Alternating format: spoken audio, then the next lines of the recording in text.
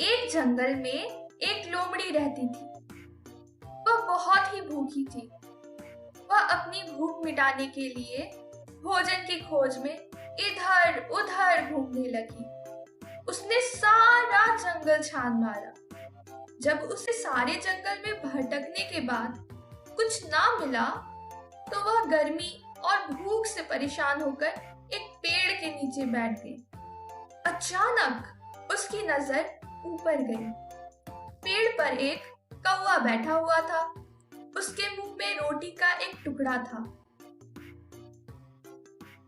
कौवे के मुंह में रोटी देखकर उस भूखी लोमड़ी के मुंह में पानी भर आया। वह कौवे से रोटी छीनने का उपाय सोचने लगी। उसे अचानक एक उपाय सूझा और तभी उसने कौवे को कहा, कौवा भैया, तुम बहुत ही सुंदर हो। मैंने तुम्हारी बहुत प्रशंसा सुनी है। सुना है तुम गीत बहुत अच्छे गाते हो। तुम्हारी सुरीली मधुर आवाज के सभी दीवाने हैं। क्या तुम मुझे एक गीत सुनाओगे? कौवा अपनी प्रशंसा को सुनकर बहुत खुश हुआ। वह लोमड़ी की मीठी मीठी बातों में आ गया। बिना सोचे समझे उसने गाना गाने के लिए मुंह खोल दिया। उसने जैसे ही अपना मुंह खोला, रोटी का टुकड़ा नीचे गिर गया। भूखी लोमड़ी ने झट से वो टुकड़ा उठाया और वहां से भाग गई। यह देख कौवा अपनी मूर्खता पर पछताने लगा। लेकिन अब पछताने से क्या होना था? चतुर लोमड़ी ने मूर्ख कौवे की मूर्खता का लाभ उठाया और अपना फायदा किया। एक बार की बात है।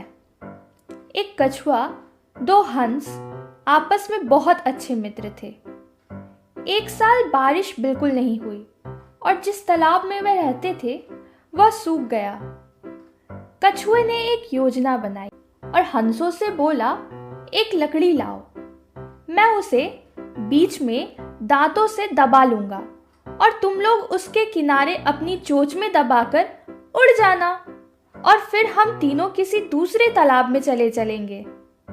हंस मान गए। उन्होंने कछुए को चेतावनी दी, तुम्हें पूरे समय अपना मुंह बंद रखना होगा, वरना तुम सीधे धरती पर आ गिरोगे और मर जाओगे। कछुआ तुरंत मान गया। जब सब कुछ तैयार हो गया तो हंस कछुए को लेकर उड़ चले। रास्ते में कुछ लोगों की नजर हंसों और कछुए पर पड़ी।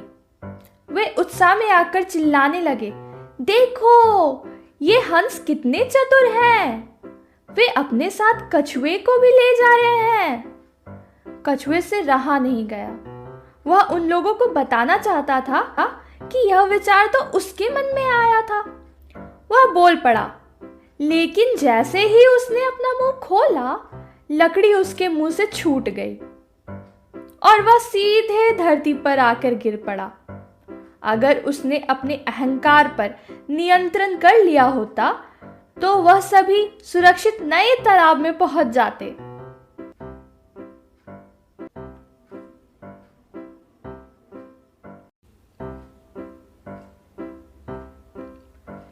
एक बड़े बरगद के पेड़ पर बहुत सारे सारस रहते थे। वहीं पर पेड़ के एक बिल में एक सांप भी रहता था। सांप सारस के छोटे छोटे बच्चों को खा जाता था। जब सारस को पता चला कि सांप उनके बच्चों को भी खा जाता है, तो वह रोने लगा। उसके रोने की आवाज सुनकर एक केकड़ा वहां आ पहुंचा और उससे रोने का कारण पूछने लगा। सारस ने उसे पूरी बात बताई और उससे अनुरोध किया कि वह निर्दयी सांप से छुटकारा पाने का कोई तरीका बताए।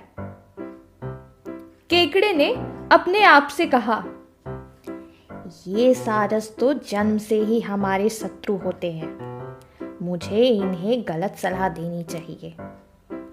इस प्रकार केकड़े ने सारस को सलाह दी, नेवले के बिल से लेकर पेड़ तक मांस के टुकड़े बिखरा दो। नेवला उन टुकड़ों के पीछे चलता चलता यहां तक आ जाएगा और सांप को मार डालेगा। सारस ने केकड़े की सलाह मान ली। नेवला आया और उसने सांप को तो मारा ही, साथ में सारे सारसों को भी मार डाला। इसलिए कहा गया है कि जो अपने मित्र ना हो उनसे सलाह नहीं लेनी चाहिए।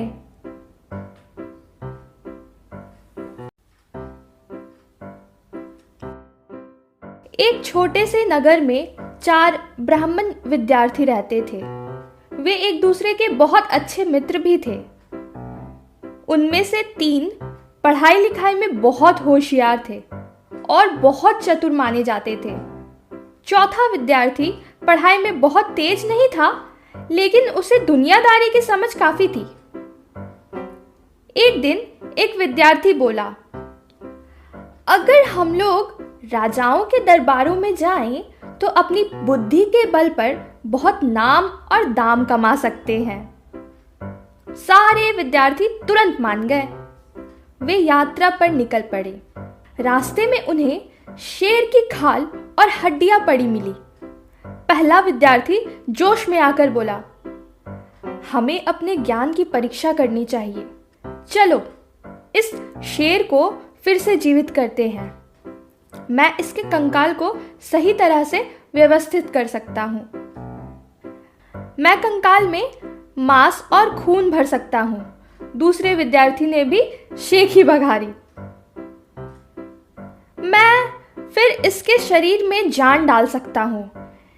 यह फिर से जानवर बन जाएगा। तीसरा विद्यार्थी बोल पड़ा। चौथे विद्यार्थी ने कुछ नहीं कहा और तीनों की बातें सुनता रहा।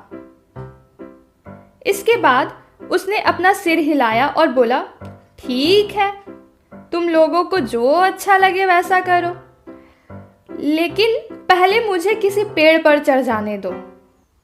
तुम लोग बहुत होशियार हो। मुझे तुम लोगों के ज्ञान और बुद्धि पर पूरा भरोसा है। तुम लोग शेर को अवश्य जीवित कर लोगे और जल्द ही यह मरा हुआ शेर जीवित होकर दहाड़ मारने लगेगा। हालांकि मुझे यह विश्वास नहीं है कि तुम लोग इस शेर का स्वभाव भी बदल पाओगे। शेर कभी घास नहीं खा सकता, जैसे मेमना कभी मांस नहीं खा सकता। उसके साथी उसकी बातें सुनकर हंस पड़े। तुम डरपोक हो, तुम्हें अपनी जान गंवाने का डर है। शर्म करो। तुम्हें हमारे ज्ञान पर भरोसा है, लेकिन तुम्हें यह नहीं पता कि हम लोग जिस जानवर को जीवित करेंगे वह पूरी तरह हमारे अनुसार ही कार्य करेगा। हम जिस जानवर को जीवन दान देंगे वह भला हमारे ऊपर क्यों हमला करेगा? खैर, तुम चाहते हो तो छिप जाओ और हमारा कमाल देखो। चौथा विद्यार्थी दौड़कर एक पेड़ पर चढ़ गया। उसके सारे मित्र उसे देखकर फिर से हंस पड़े। जब तीसरे विद्यार्थी ने शेर के शरीर में जान डाली तो शेर दहाड़ मारकर उठ बैठा। उठते ही उसने तीनों विद्यार्थियों पर झपट्टा मारा और उन्हें मारकर खा गया। चौथे विद्यार्थी ने ईश्वर को धन्यवाद दिया कि उसने उसे दुनियादारी की इतनी समझ दी कि उसने ईश्वर को और उसके बनाए प्राणियों के काम में दखल नहीं दिया।